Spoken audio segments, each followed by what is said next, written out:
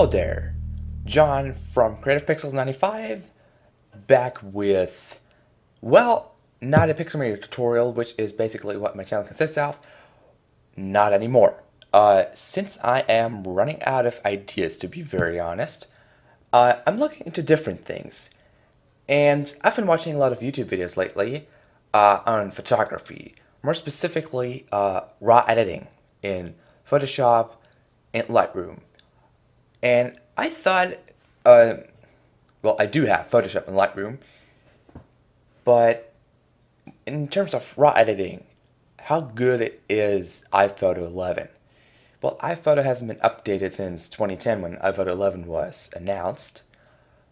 So, iPhoto from the startup has the ability to edit RAWs and see those files as RAW files. As you can see in the histogram right here, it says RAW. And right off the bat, this image was not taken by me.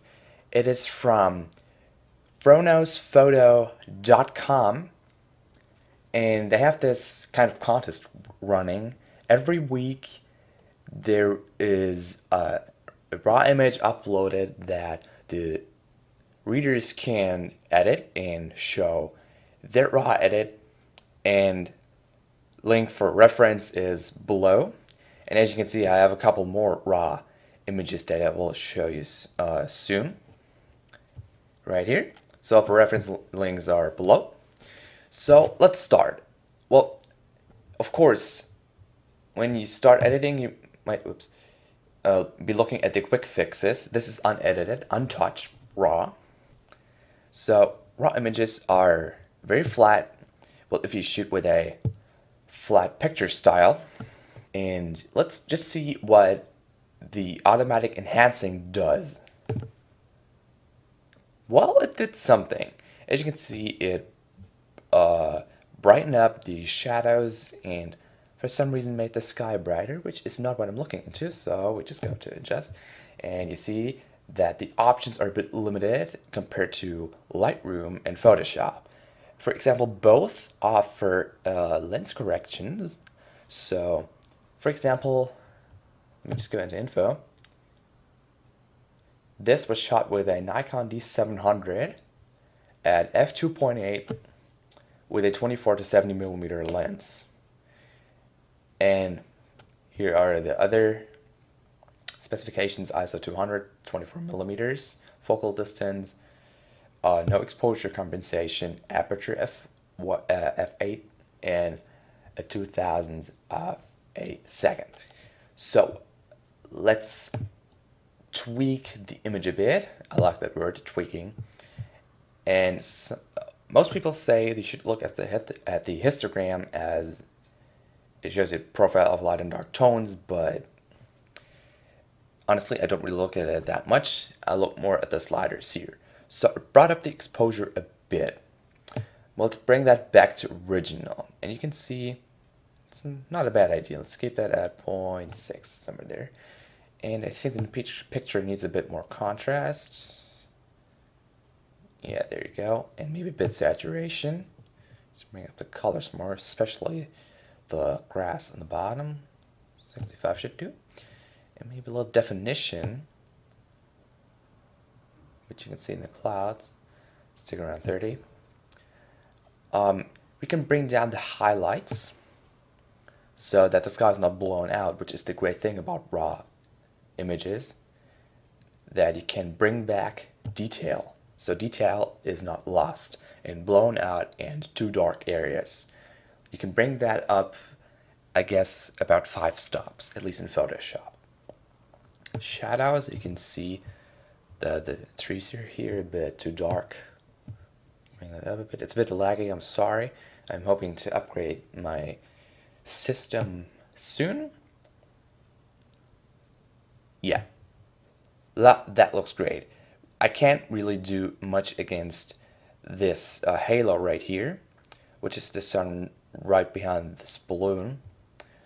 But it looks actually pretty okay. It then emphasizes the balloon a bit, which I like. Sharpness, we don't really need it. Denoise is also not necessary because this was shot at ISO 200. But what we can do is tweak the temperature and tint a bit. So you can take this into any direction you want. You can take this into very warm, which looks horrible, more a bit like vintage, and too cold. Well, it doesn't look all too bad.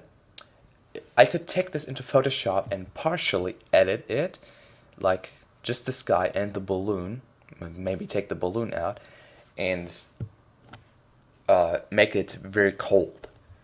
That looks a bit apocalyptic. Like, wait, yeah, whatever. Let's just take it where I want to have it. Wait, let's just see where I started out. Add 5,000 a bit. Let's just take it. See what that looks like. A bit colder. Yes, there you go. You can also play with the tint a bit. You see that it already adjusted it with the auto enhancement. Let's see. No. Yeah. Right around here. So this is where I would take it. Now, let me show you what I did in Photoshop. No. Is it called Essentials? I'm not really sure. Well, let me show you what I did in Photoshop with this. So, and as you can see, it makes for a great desktop background. So let's compare this, right, with that one. Actually, I like that one a bit better, at least the grass. Well, good thing about Photoshop is that you can partially edit it. Like I said, you can add a gradiated kind of filter over here and edit just that part. So let me show you a couple other ones I edited in Photoshop. Sorry, a little interruption. Great, I'm lost. Well, let me show you what we started out with. This is the flat raw, straight from the camera, and this is what we made out of it. So, a few more. All the links to every raw files that I showed in this video are down in the description, as I already said. Again, flat image from the beginning, and boom, it really pops. This is a panorama somewhere in the mountains.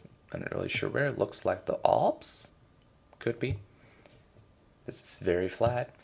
Brought up the poorly lit areas here. Added some saturation and made the color temperature warmer. Next, it looks a bit noisier than I actually intended it to make. But that's what it started out with. So if the dark areas are as dark as here, it's a bit difficult to bring it up without any noise. So we could actually throw some denoising at it, if that even does anything. Not really. So let's just stop touching it.